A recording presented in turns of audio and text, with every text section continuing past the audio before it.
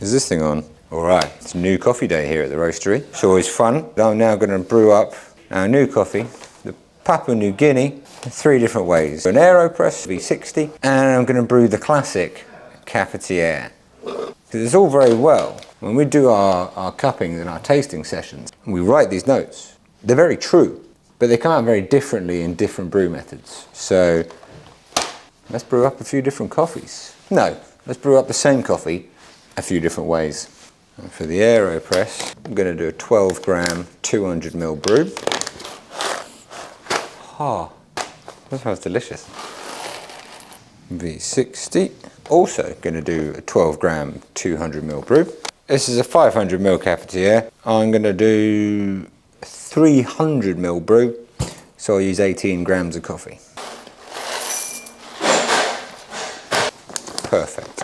I'll go and get these ground. Be right back.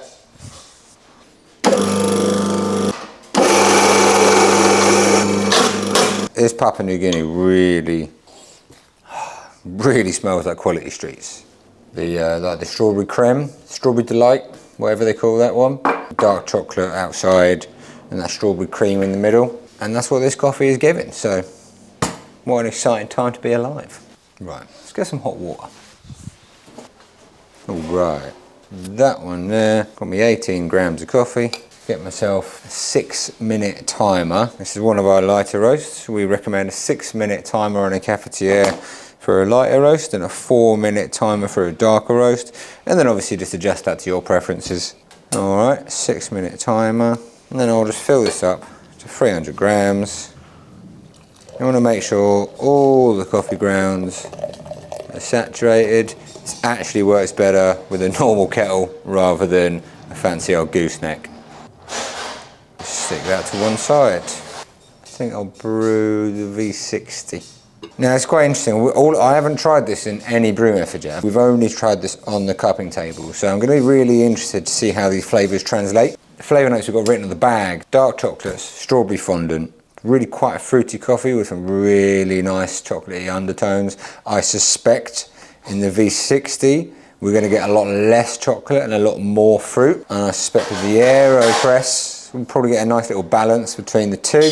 And I would imagine in the Cafetiere we're going to get a lot more chocolate and the fruit is going to be a lot more toned down. But we'll see what happens after we've brewed. Always wet your filter. Gonna rinse out any papery flavour. Sorry about the noise today. This is a fully functioning roastery and there's other work happening at the same time. Taste these. Jack might come and help me taste these in a bit. He might be camera shy. There he is. There he is. There he is. All right, we've only got 2 minutes until the Cafetiere is ready. So I saw an interesting technique online the other day. A guy talking about how to get the highest extraction out of your light roasted coffees. And part of it was that he was tapping down the bed of the coffee rather than just sort of leveling it like that, actually tapping it down. And what I've noticed that does is I think it causes the fines to come away from the bottom. And I've been getting a lot less stalling in my V60s. Anyway, I'm going to start brewing. As usual, I'm just going to do this in the 3-stage pour. So what's 200 divided by 3? Well, that's about 75. So I'll just do 75 for my first pour. Give it a nice minute-long bloom. Just make sure the coffee's all fully saturated. We're nearly ready with the Cafetiere. Now with a Cafetiere, you don't necessarily want to actually press it down right away because you've got all the air trapped in the coffee.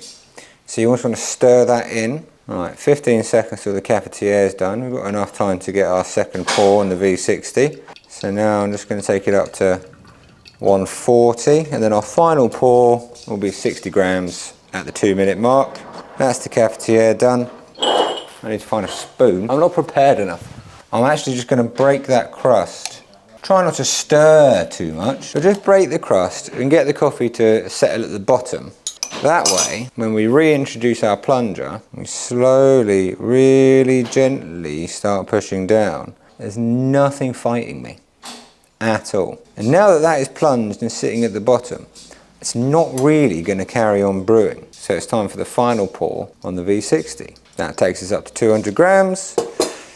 By the 3-minute mark, that'll be fully dripped through. So I can also move this one to one side, and it's time for an Aeropress brew. I always brew an Aeropress with the inverted method. I like to control as many variables as I can when I'm brewing coffee.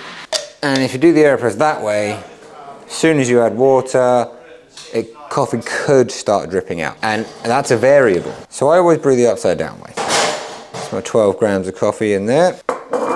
Now, oddly, I've never actually played around with the metal filters that you get. So if you have, let me know how you got on.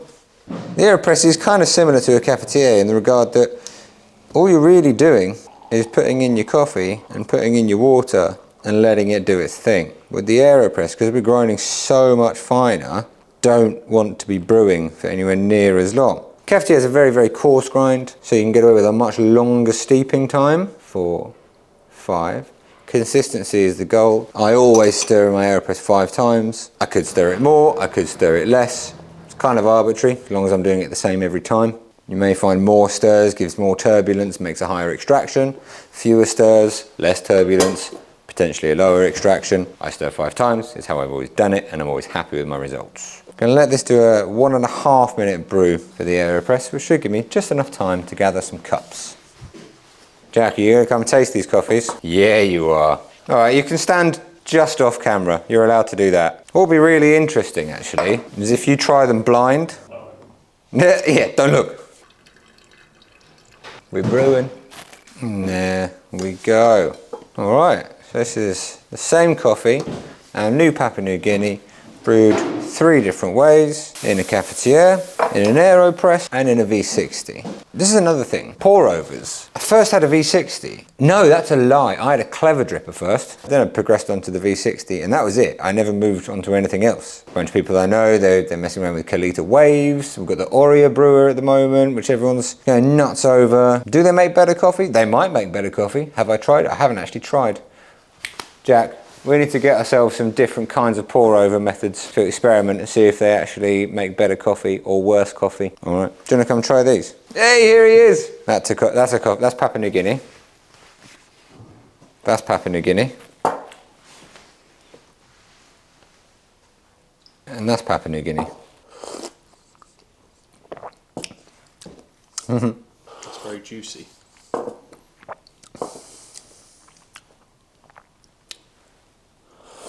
Well, it's so strange, isn't it? How they can be so similar and yet quite different at the same time. A big part of that is mouthfeel, I think. Yeah, this has got like a quite milky almost. This is more like a light mouthfeel, more juicy. This is my preferred method. And what method do you reckon that one was? Probably the V60. Yeah. Oh yeah. All right. And that's really interesting to highlight, is that both Jack and I, our preferred brew method anyway is V60. And we've both preferred this brew. Because as I predicted, the fruit notes are really coming forward in that. So a lot of really sweet strawberry, not a lot of the chocolate. That's the V60. Really creamy, rich mouthfeel. Really sweet, really chocolatey. Little hints of strawberry going on in that. That's the Cafetiere. And that just sits slap bang in between the two. It's got fruit, it's got chocolate, it's got a lighter body than this, but not quite as light as that. Really is the best of both worlds between those two here. How are you going to brew it? What's your go-to brew method? Do you like a light-bodied, delicate, more interesting coffee? Do you like something really full-bodied, sweet, chocolatey, rich, classic coffee flavours? Do you like something in the middle? Anyway, we've got plenty of new coffees coming soon, so we'll be doing this again and again and again and again. Stay caffeinated.